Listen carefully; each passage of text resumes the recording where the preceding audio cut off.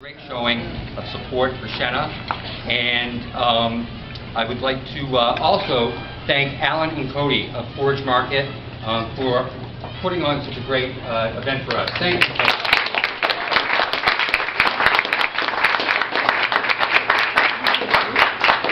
First, I would like to ask Marianne Stevens and Lois Wagner, who've been around the state with Shenna today, to kind of say a few words. Where is Lois? Over here. Oh, hi Lois, there you are. So, Marianne, come on over, please. Start with you, Lois. Okay, I was in Portland this morning for the kickoff for Shenna, and it was as good a crowd as here, just about. And I had the honor of representing Androscoggin County. There were all 16 counties represented. The fellow who stood next to me from Aroostook County had just come down this morning. It was amazing. So there's a lot of real earnest support, and I think there'll be more because she is an amazing person. Thank you.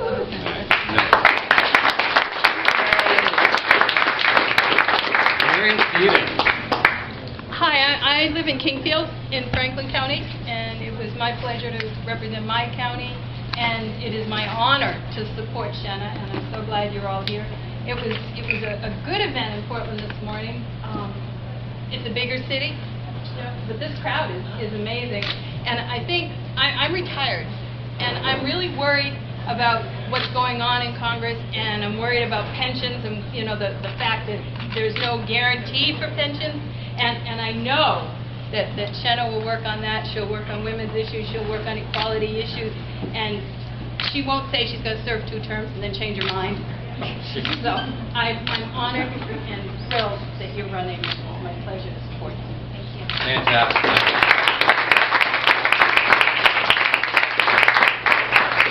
So, of course, as a Democratic County Chair, I am thrilled that Shenna is throwing her hat in the race, and I'm also thrilled personally as a resident of Maine, and I know that Shenna will do a fantastic job.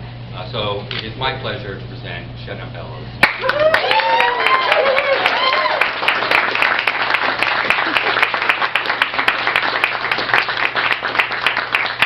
Thank you. My name is Shenna Bellows. I'm running for United States Senate because I believe we need more courage and more honesty in Washington.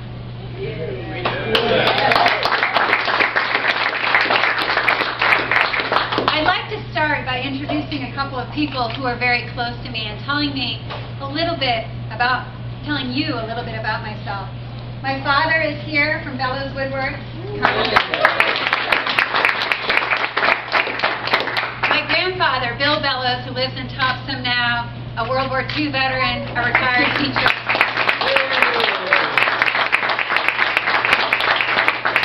And my husband, Brandon Baldwin, a native of Skowhegan. We were just married last month. And actually, it's been a whirlwind few weeks. Brandon and I have owned a home together and had a joint checking account since 2010. But we had vowed that we would not be married until our gay and lesbian friends and family members could be married. So last fall, when the Maine Freedom to Marry campaign was victorious at the ballot, when Maine became the first state in the country to pass the Freedom to Marry at the ballot box, Brandon said to me, I guess we have to get serious now.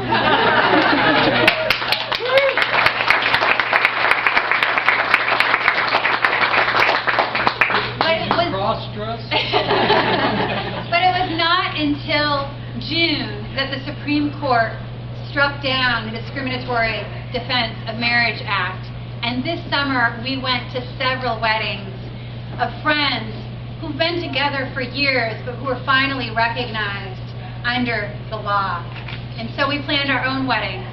We were engaged on a trip back from Aroostook County. We were married in our living room in Manchester. And we honeymooned in Rockland. And now I think the honeymoon is over, although we're still traveling the state. This is our 3rd event today. We started the morning in my hometown in Ellsworth at a breakfast there. And then we were in Portland at the Rising Tide Brewing Company, another pair of entrepreneurs, much like folks here at Forage Market.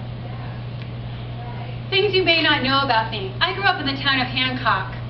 My dad started his own business 33 years ago. It took courage to start his own business with 3 young kids to feed. But that's the courage that entrepreneurs show every day. It's the courage that makes this country the land of opportunity. My mom stayed at home with the 3 of us kids until I was in the 5th grade, and she went to work for the local greenhouse, and that is when we could afford electricity. But she showed courage too. At age 49, after more than 20 years in the greenhouse, she went back to school. She got her degree at the University of Maine in nursing, and she now works the night shift at the hospital. She was just getting off work this morning when I was launching my campaign, and she joined us at the Riverside Cafe in Ellsworth.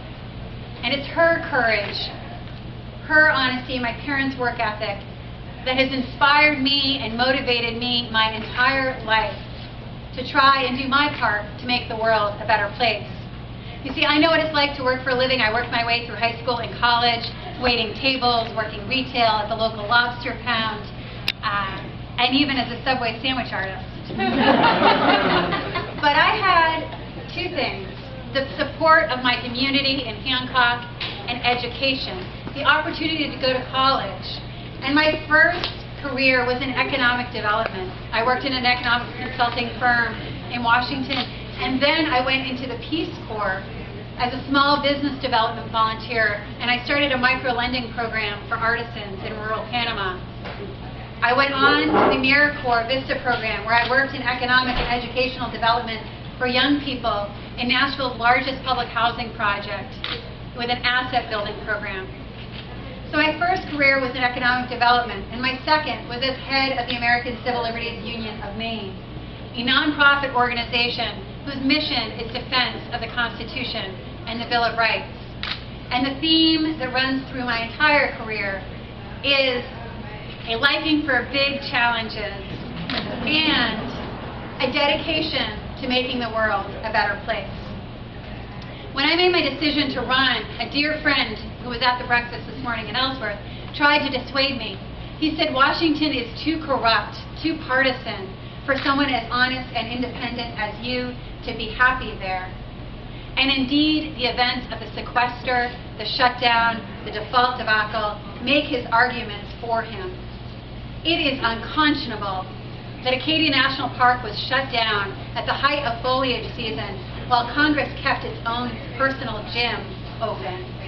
It is wrong that Head Start and Meals on Wheels programs all across the state have been cut by the sequester, but Congress has not reduced its own salary or its own benefits.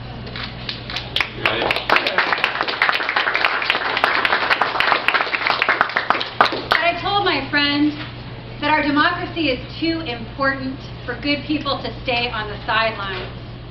Good people with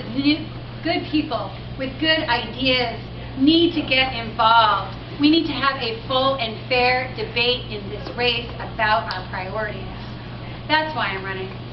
And in addition to courage, I think we need people who are willing to work across party lines with people of different points of view. As I was making my decision this spring, I was leading efforts to pass a cell phone privacy bill in the legislature. I organized an amazing coalition of Republicans, Democrats, Independents, and Greens alike. Your own Representative Mike Carey was a leader in that coalition, and so was Republican Roger Cates of Augusta. We kept this coalition together over many long months in the face of opposition from some close friends. And yet we were able to have a civil and respectful debate.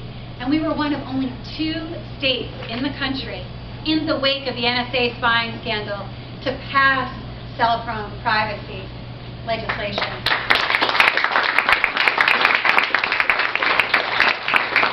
And it may be no surprise that the governor vetoed that bill along with 80-something other bills, but we were one of 5 veto overrides. And that too was remarkable. Which brings me to the change I would like to see in Washington. In the last 2 decades, we have experienced a constitutional crisis, an economic crisis, and now an environmental crisis that threatens our country's future. It is the Constitution and the Bill of Rights that bring us together. We share the same values regardless of our partisan ideology. We share these values contained in the Constitution and the Bill of Rights.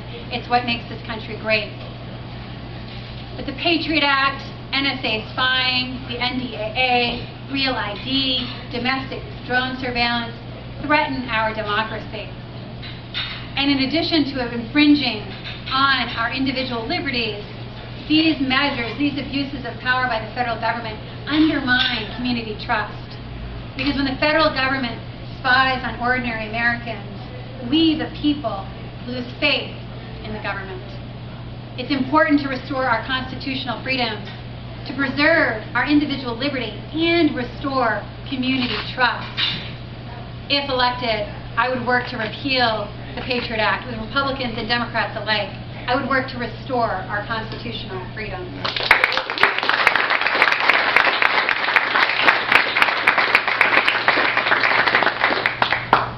Politicians in Washington have manufactured an economic crisis. They lurch from short-term solution for short-term gain to yet another crisis. You know, when I graduated from college nearly 20 years ago, I had significant, huge student loans, over $30,000. It took me 10 years to pay those loans off, but I was fortunate because in 1997, unemployment was low and choices of employment were plentiful. A friend of mine told me 2 weeks ago with anger and sadness that her college-educated daughter and grandson were forced to move back home because of the huge burden of student debt and the inability to find work that helps make ends meet for their family. Another friend told me laughingly perhaps his daughter would work for me for free on my campaign because he's supporting her financially. The only work she can find in her field is an unpaid internship. And she's not the only one. Unemployment in Maine has doubled since 2000, and unemployment for young people ages 20 to 24 today is in the double digits. We need to stop spending billions of dollars on the surveillance industrial complex. We cannot afford to be the world's policeman. We need to stop spending millions of dollars on bailouts for corporations too big to fail and start investing in our local communities.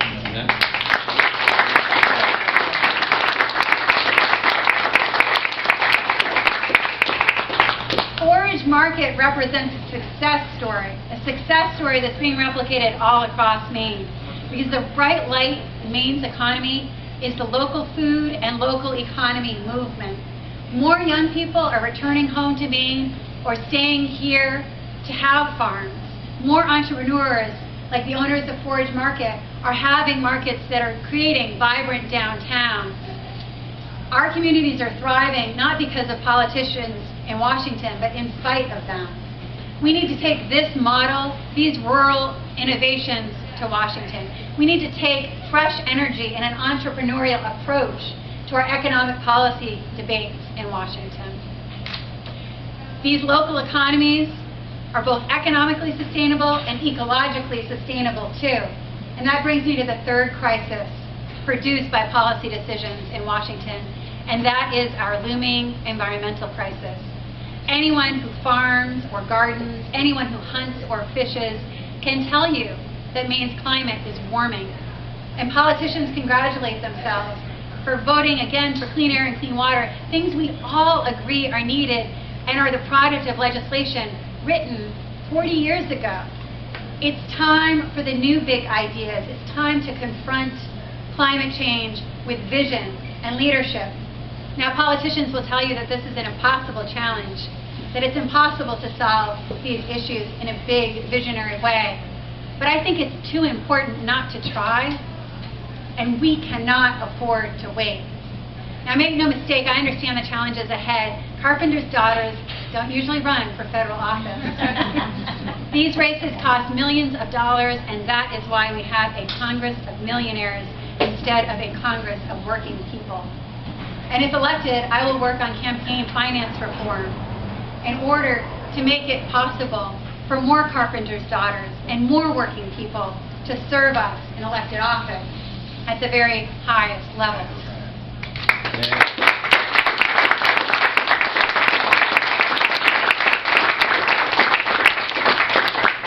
Brings me to the plan for this campaign.